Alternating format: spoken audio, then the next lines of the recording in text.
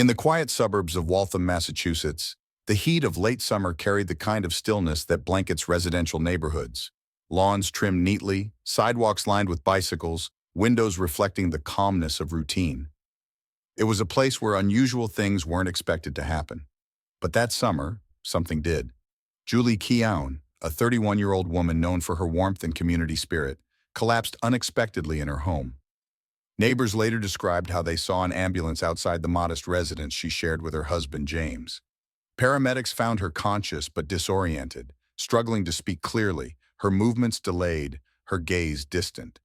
She was rushed to the hospital, but no one, not even the emergency physicians, could immediately determine what had caused her body to begin shutting down. Medical staff documented a series of progressively worsening symptoms. Julie's speech was slurred. Her limbs showed signs of motor dysfunction. Her cognitive responses began to decline rapidly. At first, doctors considered a neurological event, perhaps a stroke or a rare autoimmune disorder, but the standard scans and tests came back inconclusive. Julie was deteriorating before their eyes, and they didn't know why. To those around her, Julie had always been a picture of vitality. She had volunteered with local organizations, worked diligently in administrative roles, and carried herself with quiet confidence. Friends said she radiated optimism. There was no prior history of illness, no recent medical concerns. The sudden collapse made no sense. The situation became more unsettling when it was revealed that Julie had been sick intermittently for weeks before her hospitalization. She had experienced nausea, fatigue, occasional confusion, but none of it had been severe enough to warrant urgent care. Most people, including Julie herself, assumed it was stress or a lingering virus. In hindsight, it was the beginning of a fatal descent. At the hospital, her condition rapidly worsened. Her kidneys began to fail. Her heart rate became erratic. Still, physicians remained baffled.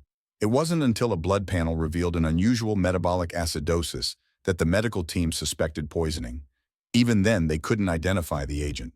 Julie's blood showed a specific pattern, an elevated anion gap, high levels of creatinine, but no alcohol, no common drugs, no known toxins. In the hours following her admission, Julie lost consciousness. She slipped into a coma and never recovered. At her bedside was James Keon, her husband of 8 years. To medical staff, he appeared composed. He answered questions clearly, stayed in the room quietly, and provided details about her recent behavior.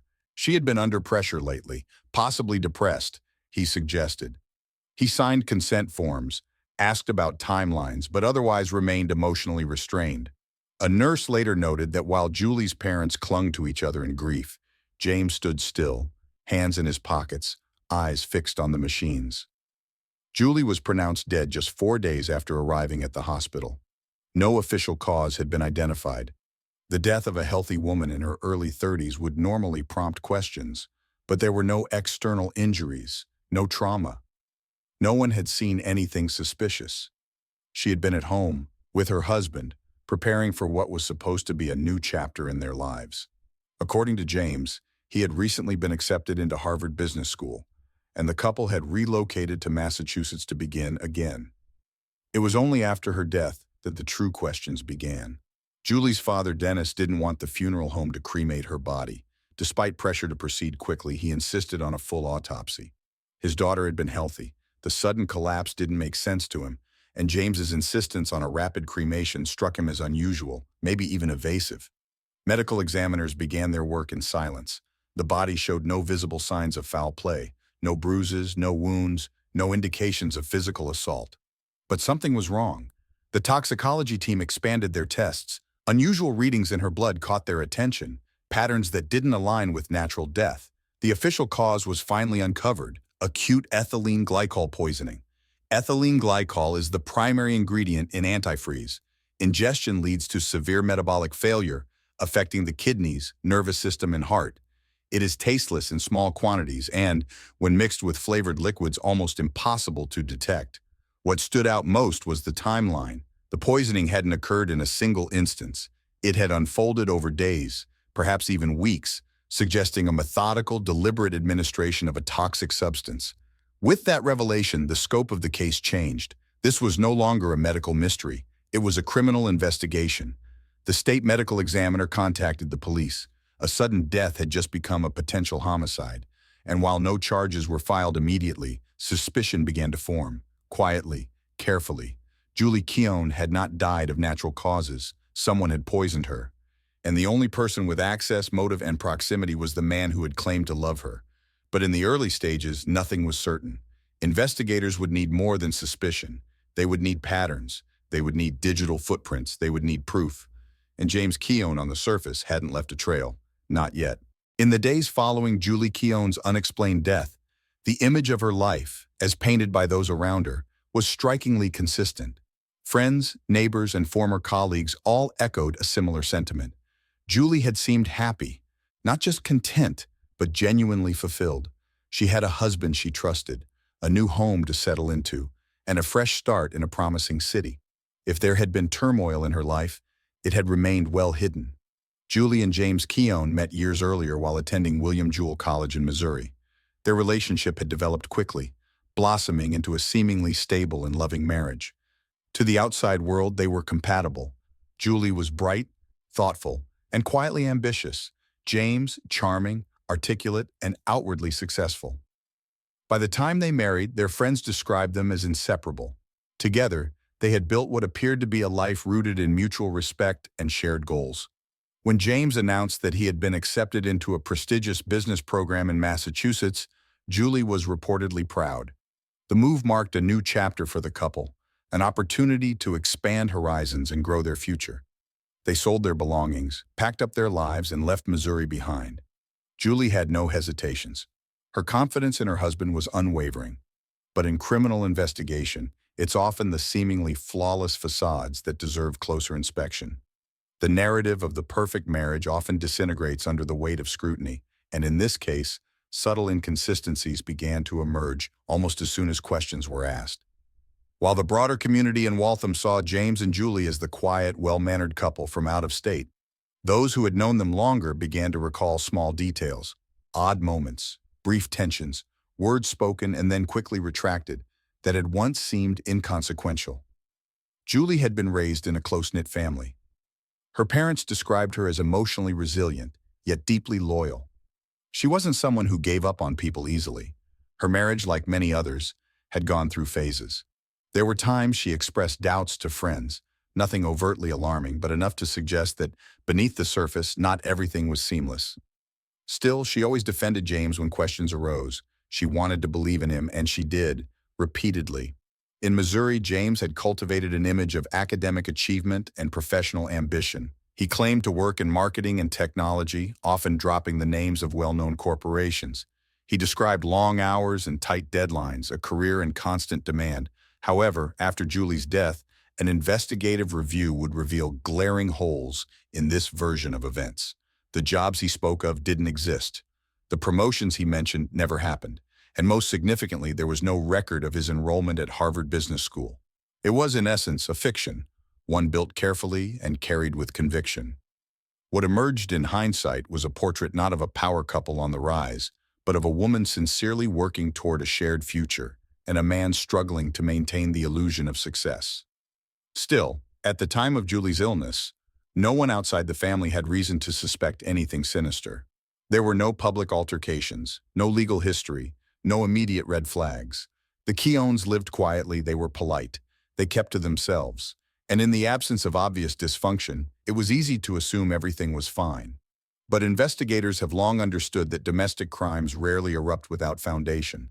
They are often the culmination of slow-building pressure, financial strain, emotional imbalance, personal failure masked by outward charm. In these cases, the home becomes both the setting and the staging ground. And for Julie Keown, her home was where the tragedy unfolded. When detectives began reconstructing the final months of Julie's life, a subtle shift in her behavior came into focus.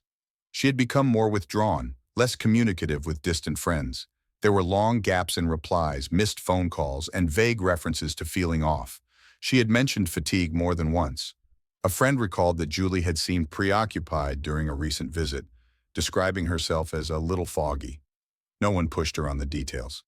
Why would they? She didn't complain, she didn't accuse, she simply moved forward as she always had. James, meanwhile, spoke confidently to anyone who asked. After Julie's death, he told relatives and acquaintances that she had been ill for a while. He claimed to have done everything he could. He said her doctors had missed something. He expressed frustration, not grief. And in time, his narrative hardened. Julie had always been sick, he said, maybe emotionally, maybe something deeper. He never explained further. At first, these statements weren't challenged. People were still processing shock. But the more investigators listened, the more they noticed the absence of emotion, no confusion, no sorrow, no visible distress. Just tidy answers, detached explanations, a tone more aligned with inconvenience than loss. Still, suspicion alone is not proof. Investigators needed context, motive, and forensic data. They needed to know who James really was, beyond the resume, beyond the wedding photos. Who was he when no one was watching? The first concrete clue came from an unlikely source, a former co-worker in Missouri. Upon hearing of Julie's passing, the man reached out anonymously. He had worked with James at a radio station. According to him, James had been fired quietly after discrepancies were discovered in expense reports. Around that time, James had been talking frequently about financial struggles. He had mentioned student loans, job instability. And one evening, he casually remarked how life insurance policies were the only guaranteed returns these days. At the time, the comment seemed like a dark joke. But in light of Julie's death, it took on a different tone.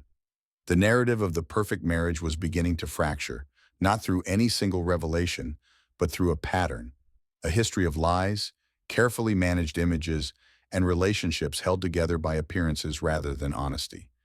As detectives began to examine financial records, employment claims, and personal histories, the foundation of James Keown's identity appeared increasingly constructed. Julie, by contrast, left behind a consistent legacy: emails, journals, letters to friends. In them, she never condemned her husband. But there was a quiet thread of uncertainty that ran through her writing. She questioned whether she was truly happy. She wondered why James was so often evasive. And she asked herself in one especially haunting entry, whether love should ever feel like something you have to manage. It was not a cry for help.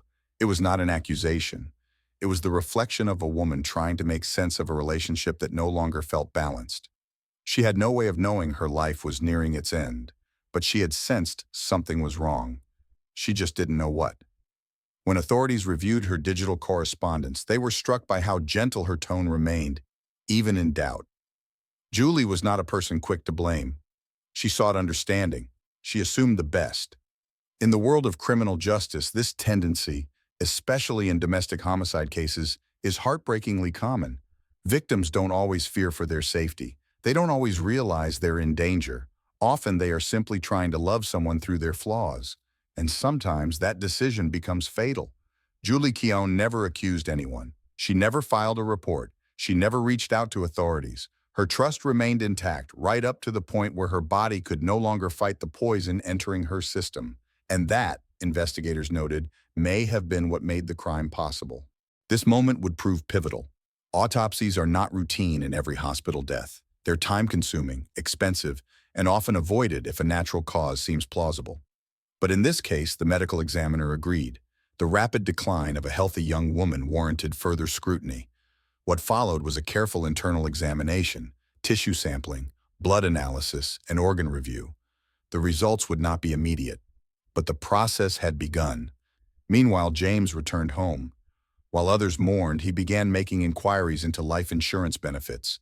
To the outside world, he expressed grief. But investigators, once they were brought in, would later note the timing of his actions. Certain behaviors, when viewed in isolation, seemed strange. When placed alongside toxicology reports, banking records, and personal history, they can shift from unusual to suspicious. Back in the lab, the toxicology screen expanded its parameters.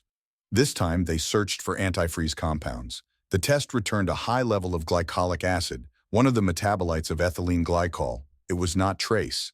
It was significant, consistent with multi-day ingestion. The lab didn't just find evidence of poisoning. It uncovered a timeline.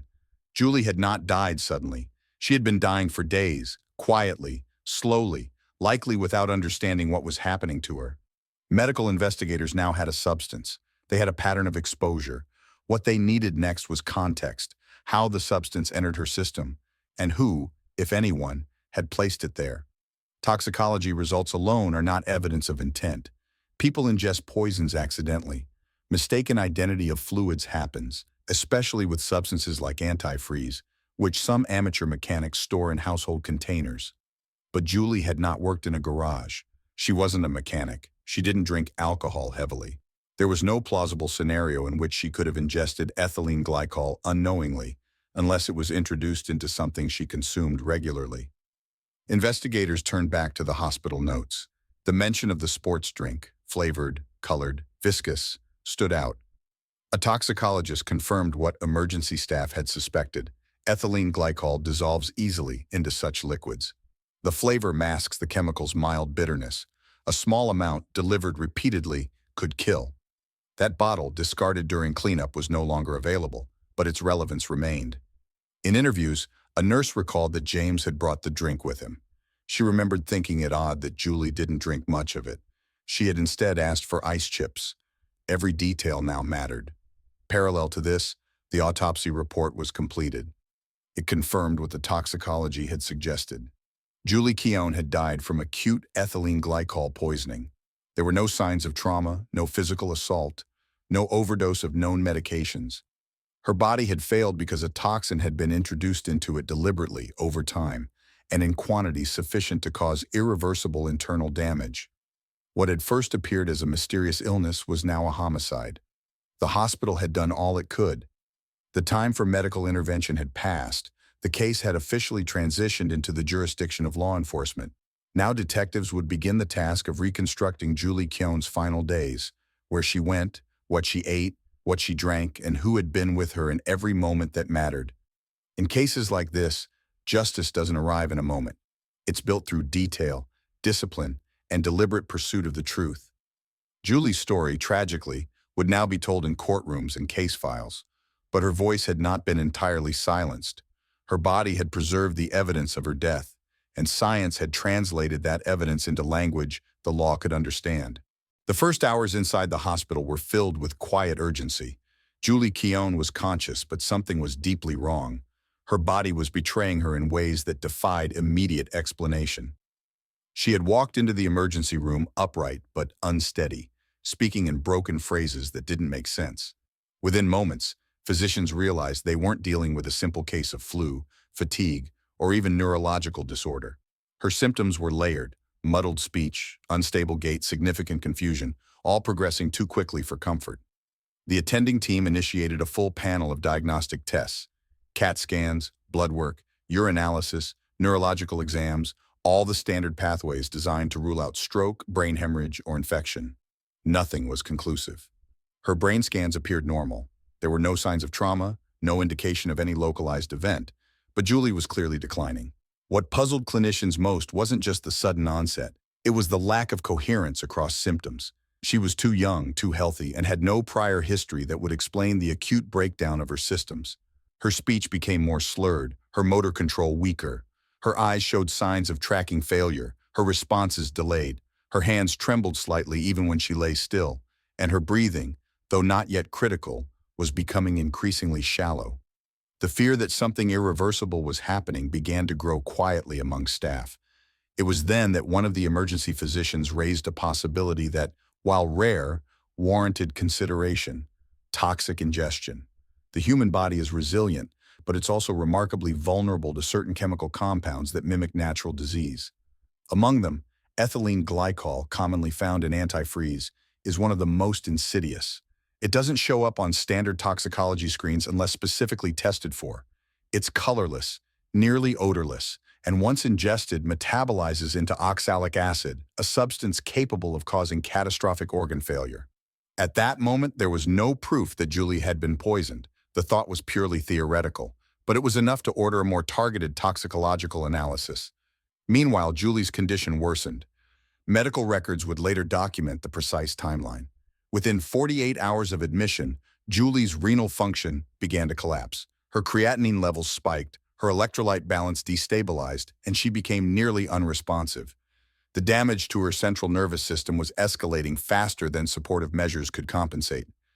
Doctors administered fluids, adjusted sodium levels, began dialysis to relieve pressure on her kidneys, but it was too late. Her body had entered a spiral from which it would not return. Forensic pathologists and medical toxicologists often describe ethylene glycol poisoning as a silent killer. It moves slowly, masking itself as a vague illness, nausea, disorientation, lethargy, until the internal damage is irreparable. Victims may appear intoxicated or fatigued, and if the exposure is prolonged in small doses, the process can mimic neurological disorders or viral infections. In hospitals unprepared for such deception, the diagnosis often arrives after the body has failed. Julie's doctors, despite their effort, never received the chance to apply treatment with the right diagnosis in hand. On the fourth day, she was declared brain dead. Life support was withdrawn, and her death was ruled cause undetermined, pending further evaluation. Outside the hospital room, conversations took on a more speculative tone. Nurses discussed the odd progression of her symptoms.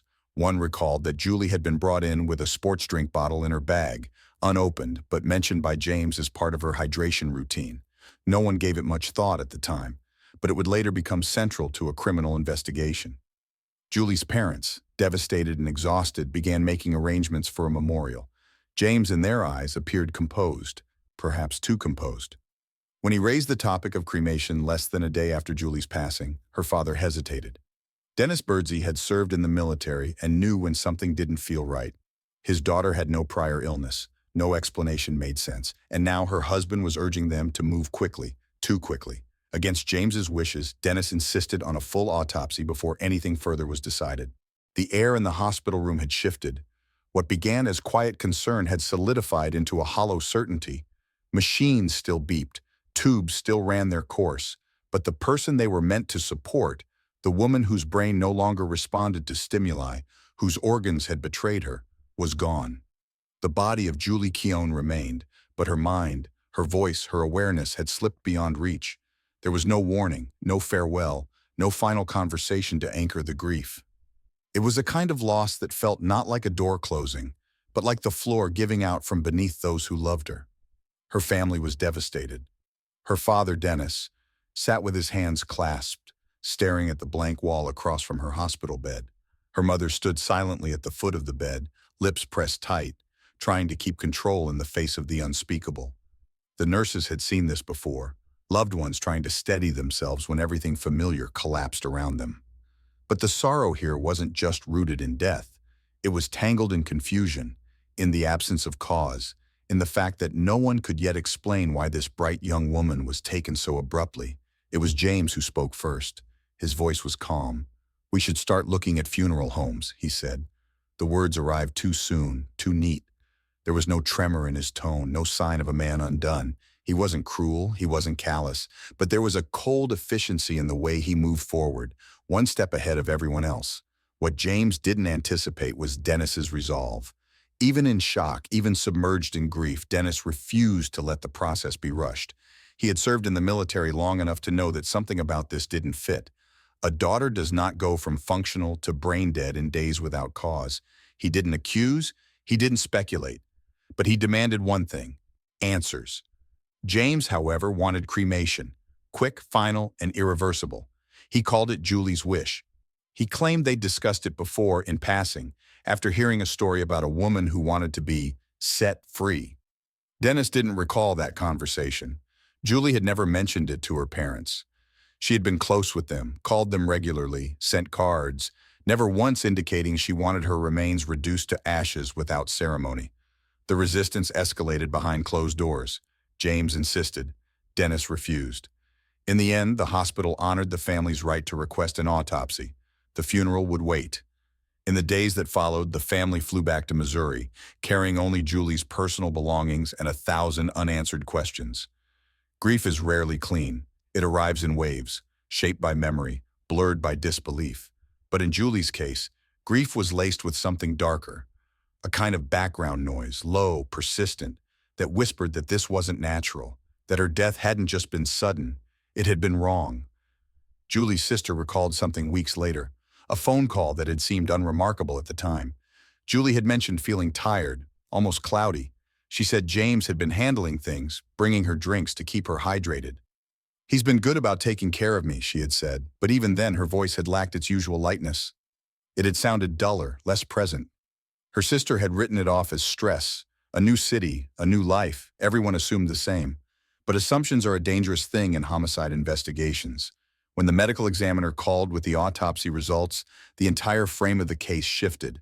Ethylene glycol in fatal concentrations, organ systems consistent with stage poisoning, no trauma, no physical damage, just the slow, deliberate shutdown of internal systems through exposure to a toxic substance masked in everyday intake. Julie hadn't died from a rare disease or an overlooked virus. Her body had been invaded chemically, stealthily, repeatedly. Her kidneys, her brain, her heart, they hadn't stood a chance. Law enforcement wasn't notified immediately, but toxicology reports like this don't vanish into filing cabinets. They create ripples, and in this case, they reached the desk of a local detective who had been quietly following the medical side of the case, waiting for clarity. When the cause of death was listed as poisoning, he opened a formal investigation. The first step? Examine Julie's environment, her home, her habits, her relationships. In suspected poisonings, investigators often begin with access points, where the substance could have entered the victim's body and who had the means to deliver it. Accidental ingestion, especially of ethylene glycol, is rare among adults. It happens, but usually in specific settings: industrial jobs, garages, chemical storage locations. Julie didn't work in any of those spaces. She wasn't around vehicles or tools. She wasn't careless or chaotic. She was cautious, organized, disciplined, which left only one possibility. She had consumed it unknowingly, concealed in something familiar: food, drink, medication. That prompted another review of her hospital intake logs. Nurses had noted her mention of flavored drinks, specifically a bottle of sports drink brought from home. She hadn't consumed much of it during her stay. She had asked for ice chips instead, but she'd been drinking those same beverages for weeks. She had told friends and family she was trying to stay hydrated. In postmortem toxicology, every hint matters. Ethylene glycol poisoning causes symptoms that can masquerade as the flu: nausea, weakness, blurred vision, trouble concentrating. In small doses administered over time, it simulates natural decline. But the damage is cumulative. The body doesn't forget. Back in Missouri, Julie's parents received the news officially. Her death had been reclassified as a homicide. Her body had been poisoned intentionally. It was not an accident, not a fluke. It had been a plan. The shift from grief to anger is swift once clarity arrives. The Birdseys were still in mourning, but now that mourning had a direction. Their daughter hadn't just been lost, she had been taken. But even with this knowledge, the investigation was still in its infancy. No one had been charged, no one named. There were only questions, possibilities, and a growing body of evidence that pointed towards someone close. Investigators moved carefully, quietly. They reviewed financial documents, browser history, phone logs. They returned to the hospital and asked more questions. They tracked timelines, reconstructed calendars, and started to sketch out a digital map of Julie's final weeks. This was not a case solved overnight. There was no obvious weapon, no security footage, no eyewitness account. It would be a case built on inference, science, and subtle inconsistencies. But one thing was now certain: Julie hadn't died alone. She had died under someone's care. And that person had made decisions, small, repeated, devastating decisions, that led to her final breath. In criminal investigations, the most chilling offenders are not always those who strike with force or shout their intent. Sometimes they are quiet, methodical, close, and their weapon is patience. Julie Keown never had a chance to say goodbye, but in the traces left behind, in her blood, in her home, in the contradictions emerging in the days after her death, she was still speaking, and the investigators were beginning to listen. The turning point in the investigation was not dramatic. It didn't come from a confession or a witness suddenly remembering a critical moment. It came from a molecule, silent, tasteless, and deadly. Ethylene glycol, the primary component in automotive antifreeze, is not often part of daily conversations about homicide. But for seasoned toxicologists and forensic pathologists, its presence in a human body under unexplained circumstances sets off alarms that are anything but quiet. Ethylene glycol is dangerous not because it acts quickly, but because it acts deceptively. When ingested, its chemical pathway mimics common illnesses. In the first few hours, symptoms are vague: headache, dizziness, nausea, easily mistaken for flu or fatigue. But once inside the body, the compound begins to metabolize into a series of increasingly toxic byproducts.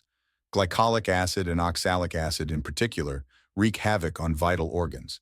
They strip away the body's ability to maintain chemical balance. The kidneys are among the first to fail. The central nervous system follows. If left untreated, the poisoning ends in coma, and soon after, death. The true danger lies in how easily it hides. Ethylene glycol is colorless and has a sweet taste, often imperceptible when mixed into sugary or flavored drinks. Unless doctors or coroners specifically suspect it and test for it, the compound can remain undetected until it's too late. In Julie Keown's case, the early symptoms matched countless benign conditions, but the toxicologist assigned to her autopsy was methodical.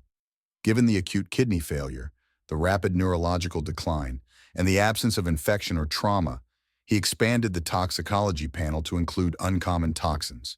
What he found shifted the entire focus of the case. The levels of glycolic acid and oxalate crystals in Julie's blood and tissues were not consistent with accidental exposure. The concentration was high, but more telling was the presence of metabolites over several stages. This indicated prolonged ingestion over multiple days, slow, repeated doses rather than a single event. It was this forensic detail that made one thing clear. This was not a tragic mistake. This was a deliberate act. From a criminal investigation standpoint, this kind of toxicology evidence is gold, precise, scientific, unambiguous. It provides a cause of death, and more importantly, a timeline. Investigators now knew that Julie had been poisoned methodically. Someone had access to her food or drink and had introduced the toxin in small, consistent amounts. It wasn't a matter of opportunity, it was a matter of planning. At this point, detectives narrowed their focus. Who had proximity? Who had motive? And who had control over what Julie consumed in the days leading to her hospitalization? The answer, initially, was limited. Julie had just moved to Massachusetts with her husband. They lived alone. She didn't socialize widely in the neighborhood. Most of her daily needs, meals, transportation, household tasks, were managed within the walls of their shared home. That home became the center of forensic attention. Investigators requested access to garbage collection records, receipts, and any leftover household cleaning or automotive products. They also requested Julie's medical records and communications. Emails, text messages, even physical letters were combed through to identify any hint of conflict, any sign of distress or concern. What emerged instead was subtle, references to feeling off, unexplained fatigue, and repeated gratitude for James's care during her illness. She had trusted him. She had relied on him. And investigators now had to ask the difficult question, had that trust been weaponized? As the investigation deepened, the portrait of James Keon began to unravel. On paper, he was a high-achieving professional. He had reportedly been accepted into Harvard Business School. His friends believed he worked in marketing and technology. But when detectives reached out to Harvard, no record of his admission or enrollment existed. There had never been an acceptance letter, no course registration, nothing. This wasn't a clerical error, it was fabrication. Further inquiries into his employment history raised more red flags. His most recent job, an on-air position at a Missouri radio station, had ended abruptly months earlier. The reason, confirmed by station management, involved discrepancies in financial reporting and suspected misuse of station resources. He had been terminated quietly, without public scandal, but with lasting consequences. Since then, James had been unemployed. Julie, according to those who knew her, had no idea. Bank records revealed another layer. James's accounts were overdrafted, credit cards maxed out. A life insurance policy, taken out in Julie's name not long before her death, was now suddenly relevant. It was valued at $250,000. James was the sole beneficiary. Investigators took note of the timeline. The insurance policy was secured months before Julie's illness began, and not long after the move to Massachusetts, she began experiencing symptoms. Now detectives had motive, opportunity, and a potential method. But to move forward, they needed to link James directly to the act of poisoning. That meant returning to digital evidence, his personal computer, browser history, search terms. What they found strengthened their case. In the weeks before Julie's decline, James had searched for how to poison someone without getting caught, ethylene glycol death symptoms, insurance payout after spouse death, and does antifreeze show up in an autopsy? The searches weren't buried among hundreds of unrelated topics. They were focused, repeated, and recent. It wasn't simply that he had thought about it. He had researched it extensively. Detectives also discovered that James had visited online forums discussing how antifreeze could be used as an undetectable poison. On one bookmark page, an anonymous user described how small doses dissolved into a sports drink could incapacitate a person over time, leading to renal failure and eventual death. The post described how most victims would appear drunk or sick before collapsing, and if the drink was brightly colored, no one would suspect the sweet chemical. Julie, medical records confirmed, had arrived at the hospital with a bottle of orange sports drink in her bag. She had told staff she'd been drinking it at home to stay hydrated. It was now more than a theory. The pieces were falling into place. Julie had been poisoned. The compound had been ethylene glycol. The timeline aligned with her symptoms. And the only person with both motive and access had not only searched how to carry out the crime, but had stood to benefit directly from her death. Still, the investigators moved cautiously. Toxicology doesn't lie, but courts demand more than science. They demand narrative, context, and credibility. Every discrepancy in James's story, every misleading claim was documented. His claim to be a Harvard student, proven false. His employment history, fabricated. His financial situation, desperate. Julie had been sick for weeks. She had confided in friends that she felt weak, foggy. She had trusted the man who made her drinks, prepared her meals, and cared for her while her body slowly failed. In the world of criminal investigation, such trust can become the most tragic vulnerability. As the evidence stacked up, a clearer image of James began to form, not as a grieving husband, but as someone with a carefully maintained facade. His lies weren't impulsive, they were strategic. His debts weren't minor, they were mounting. His relationship wasn't built on transparency, it was sustained by illusion. And now the mask was slipping. The death of Julie Keown had moved beyond grief. What began as a mystery transformed into a homicide case anchored by forensic certainty. Yet, in any criminal investigation, especially one lacking physical witnesses or dramatic confrontation, science alone is not enough. Prosecutors need context, motive, a timeline that doesn't just suggest guilt but proves intention. And for that, modern investigations turn to data. Julie had passed away in a hospital bed, silent and unconscious. But her digital life, and more importantly, James Keown's, had left behind a trail not so easily erased. Investigators secured warrants to seize James's computer, external storage devices, and mobile phone. A full forensic analysis began immediately. The hard drive was a goldmine. First came the browser history. While many people leave behind vague traces of curiosity or random online wanderings, James's searches showed something far more directed. Phrases like ethylene glycol poisoning symptoms, how much antifreeze kills a person, and can poison be detected in an autopsy, were typed in with unsettling precision. The timestamps told an even darker story. These searches had been conducted weeks before Julie first showed signs of illness and continued in the days as her condition deteriorated. Investigators cross-referenced this digital footprint with Julie's medical timeline. Her first complaints of fatigue and confusion aligned almost perfectly with the earliest searches. Every escalation in her symptoms was preceded by a renewed cluster of queries from James, as if he were monitoring her decline in real time and adjusting accordingly. It wasn't just search engines. Email correspondence revealed attempts to acquire information about life insurance policies, their terms, and payout timelines in cases of sudden illness. A saved PDF showed a quote for a $250,000 policy in Julie's name. Follow-up documents confirmed it had been purchased and activated without Julie's knowledge or signed consent. While some insurance companies require direct verification from both parties in a joint policy, this one had been secured through a loophole. James had listed himself as power of attorney for medical purposes, a designation he submitted using a notarized form he arranged himself. Investigators later learned that Julie had likely never read or signed the paperwork he used. It was a calculated maneuver, built to minimize questions and bypass safeguards. Parallel to this, behavioral red flags were emerging through interviews. A neighbor reported seeing James taking out trash bags late at night, unusual given his prior pattern. When asked what he was disposing of, he claimed it was just cleaning supplies and spoiled groceries. That same neighbor recalled a strong chemical odor lingering near the bins the following morning. The trash had already been collected. Another acquaintance remembered James making an offhand comment at a casual dinner gathering weeks before Julie fell ill about how much money people leave behind without realizing it. It seemed like a harmless remark at the time, But when heard again in context, it carried a different weight. A former co-worker at the Missouri radio station where James had previously worked came forward, anonymously at first.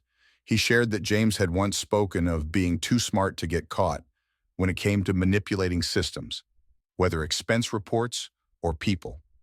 That same co-worker confirmed that James had been terminated for suspected fraud and inappropriate access to station funds, though no criminal charges were filed at the time. Everything was stacking up: motive, method, means. What remained was confrontation. With the toxicology report in hand, the insurance fraud uncovered, and digital evidence forming a clear roadmap of intent, detectives obtained a warrant for James Keown's arrest. He was taken into custody quietly without incident at a coffee shop not far from his apartment. The irony of the setting, a public space filled with chatter and steaming drinks, contrasted sharply with the case being built against him. During interrogation, James maintained his innocence. He expressed disbelief, denied knowledge of the toxicology findings, and claimed that Julie's health had been deteriorating for reasons no one could understand. But when confronted with his own search history, he paused. He didn't deny the searches. Instead, he attempted to reframe them. He said he had looked up ethylene glycol because a friend had mentioned a case involving poison, and he had become morbidly curious. Investigators pressed further. What about the insurance? Why was Julie's name used without her full consent? James shifted. She trusted me, he said. We were planning for the future. She didn't need to know all the details. The line was thin between oversight and deception, between error and premeditation. But in homicide cases, especially those that hinge on poisoning, it's the pattern, not a single act, that reveals the truth. And James's pattern was undeniable. He lied about Harvard. He lied about his job. He lied about his finances. He lied about how he cared for Julie. But what mattered most was that he had constructed a narrative designed to explain Julie's death as an unexplainable tragedy, one no one could have predicted. That narrative had unraveled completely. Digital forensics provided the timeline. The first search for poison that looks like the flu had been made almost exactly 28 days before Julie's first hospitalization. The insurance was purchased 11 days before her earliest symptoms. The final search, how long after poisoning does death occur, was logged 36 hours before Julie fell into a coma. It was not carelessness, it was calculation. In the days following the arrest, prosecutors began assembling the case for trial. The evidence wouldn't rely on a single dramatic moment, but on hundreds of data points, each small, but together forming a devastating mosaic of intent. Julie's story, once buried beneath the quiet facade of domestic life, was now fully in view. What had been framed as natural was revealed to be manipulated. What had been positioned as loss was exposed as orchestration. And what had been grieved as tragedy was now pursued as justice. The courtroom was quiet, too quiet for a case that had stirred such deep emotional currents behind closed doors. There was no public frenzy, no flashing cameras outside. The trial of James Keown unfolded not in the glare of national attention, but under the solemn weight of private devastation. Yet inside that courtroom, in front of a judge, jury, and rows of grieving family members, the quiet was deceptive. Because everything had led to this, the prosecution came prepared. They didn't open with flair or dramatics. They didn't need to. The facts, they argued, would speak for themselves. In his opening statement, the lead prosecutor laid out the case with clinical clarity. This case is not about a failed marriage. It is not about a mistake. It is about premeditated murder, carefully planned, meticulously executed, and ultimately fatal. He spoke slowly, letting the jury absorb each point. Julie Keown didn't die of natural causes. She died from prolonged poisoning by ethylene glycol, an industrial chemical introduced into her system repeatedly. She trusted the person who brought her those drinks, and that trust is what killed her. The first witnesses called were medical professionals. An ER physician testified to the baffling presentation of Julie's condition: neurological dysfunction, renal failure, and the eventual shutdown of major organs. A toxicologist explained how ethylene glycol metabolizes in the body, why it's difficult to detect without specific testing, and how Julie's blood showed advanced levels of glycolic and oxalic acids consistent with multi-day exposure. Perhaps the most impactful voice came from the forensic pathologist who had conducted the autopsy. With poise and precision, she described the internal damage to Julie's body. She illustrated how oxalate crystals had formed in her kidneys, small, needle-like structures visible under the microscope. They are unmistakable, she said. They do not occur in healthy individuals. They occur in cases of ethylene glycol poisoning. Cross-examination from the defense tried to introduce doubt. Could the poisoning have been accidental? Could Julie have come into contact with the chemical through an unknown household product? The doctor answered without hesitation. Not in these concentrations, not over this timeline. And not without her knowing this was not a case of accidental ingestion. This was repeated exposure over days, likely weeks. Beyond science, the prosecution introduced narrative. An IT forensic analyst took the stand and walked the jury through James Keon's internet history, retrieved from his personal laptop. The search terms were read aloud, one by one, projected onto a courtroom screen. How much antifreeze will kill a person? Can ethylene glycol be detected after death? How to poison someone without them knowing? There were audible gasps in the courtroom. The insurance agent who had issued the $250,000 policy in Julie's name testified next. He confirmed that all communications about the policy had come from James. Julie had never spoken to the office. Her signature had appeared on forms, but under scrutiny, it was found to be digitally copied from earlier documents. A handwriting expert later confirmed forgery. Then came the testimonies from those who had known James and Julie best. Julie's sister broke down as she recounted their final phone calls. She said she felt tired, but she was always trying to stay strong, trying not to worry us. Her voice cracked when she added, she trusted him completely. That's what breaks me the most. She thought he was taking care of her. Former co-workers testified to James's pattern of deception about his job, his credentials, and his financial status. One recounted how James boasted about getting away with things because people were too polite to ask questions.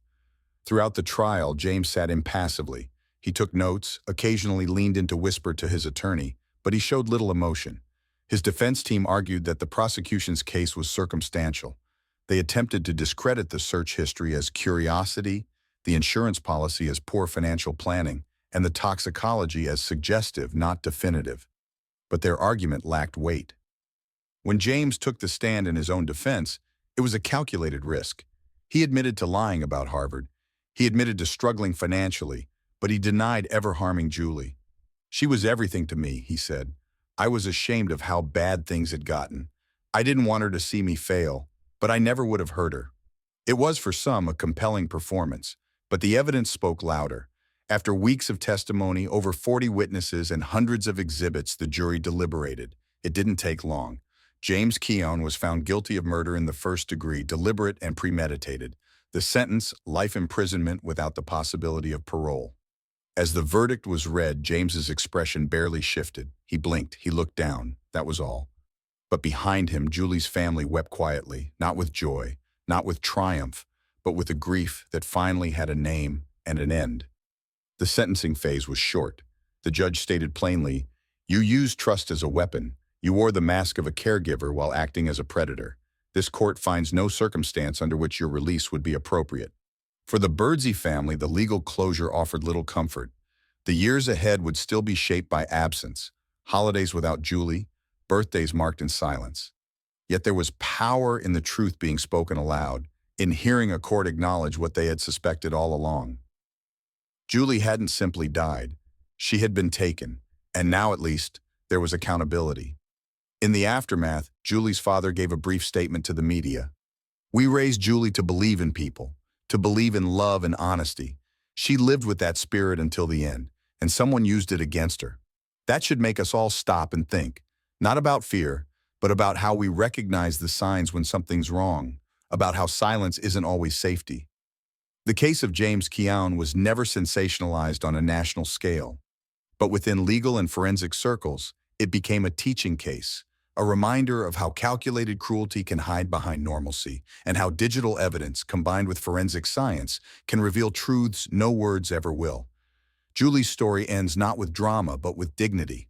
Her life was taken, but not erased. Her name now lives in case law, in lectures and training seminars for young investigators learning how to spot the quietest killers. And in that way, she speaks still. Thank you for watching our video. Please subscribe, follow us, and leave a comment. It truly helps us keep bringing you gripping and thought-provoking true crime stories.